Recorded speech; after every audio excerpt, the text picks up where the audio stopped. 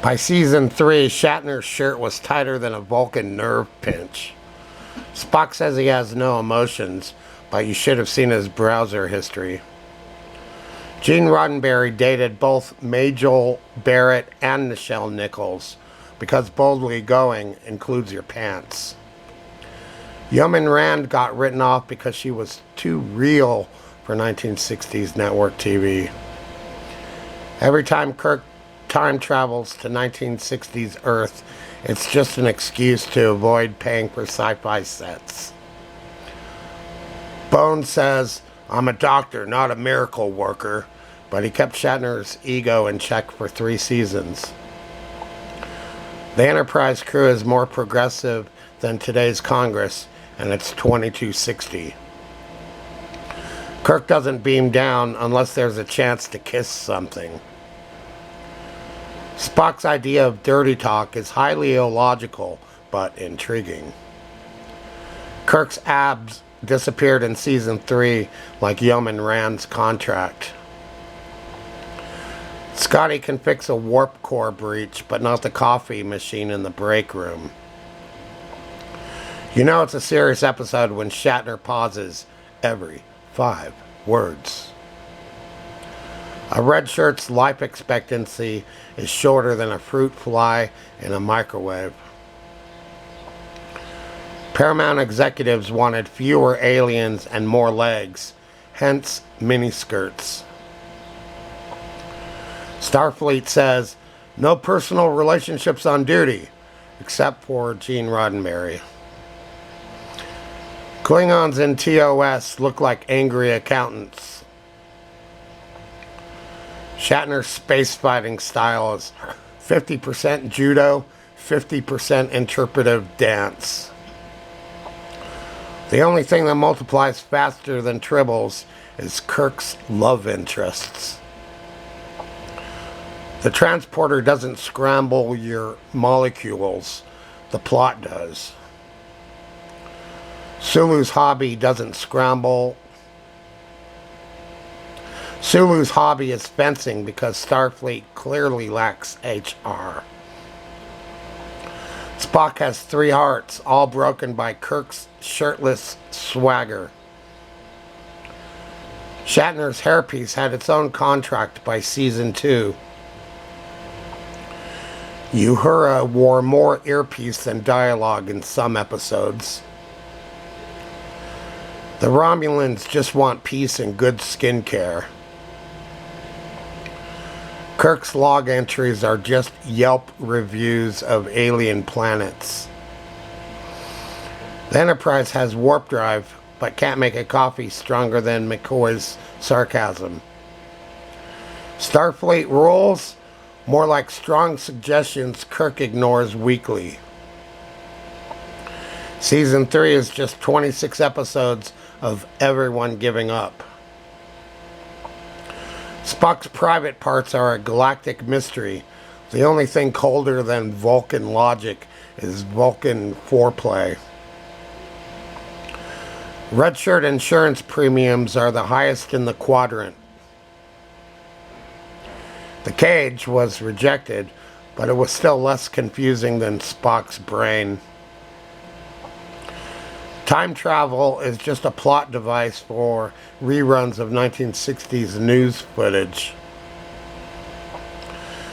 Kirk flirts with more species than the CDC can track.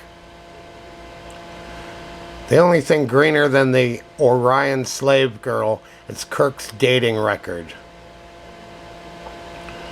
Shatner would beam down to an alien planet just to find a mirror. McCoy doesn't use anesthesia, he uses guilt. Vulcan mating season is once every 7 years. Humans, more like 7 seconds. Chekhov thinks everything was invented in Russia, even jazz. The show had a bigger budget for Shatner's toupee than for phaser effects.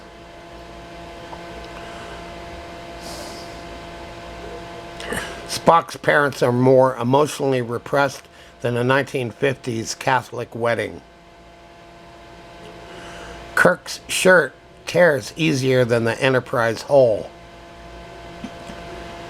Roddenberry didn't just build a universe, he built a harem. The crew respects the Prime Directive, unless the local women are hot. The Enterprise bridge is 90% blinking lights and 10% panic. TOS aliens look like they were made from leftover ham and glitter.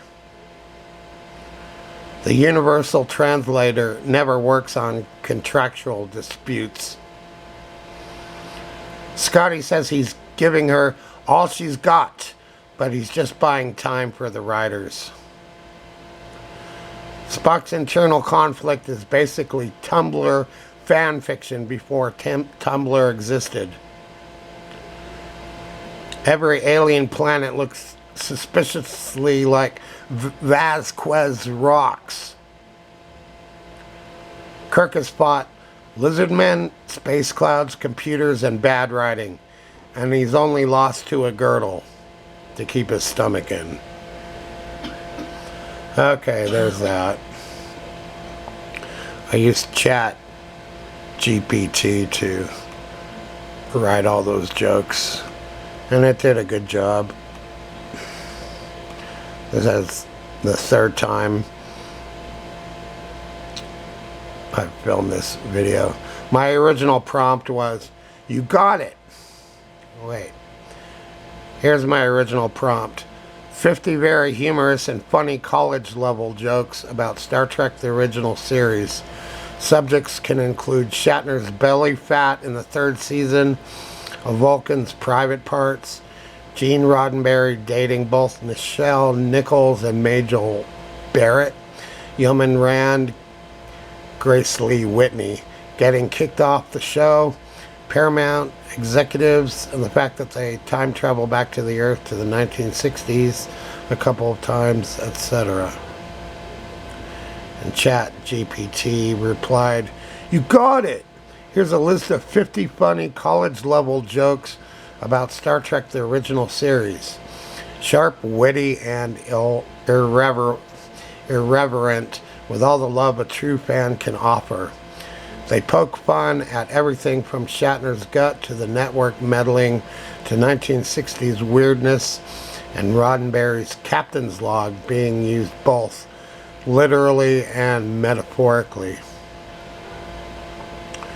I was thinking of putting all these jokes into Google Voice and just have the narrator read all the jokes. Some of the jokes are kind of funny. A lot of them fall flat. They're not bad. Yeoman Rand got written off because she was too real for 1960s network TV.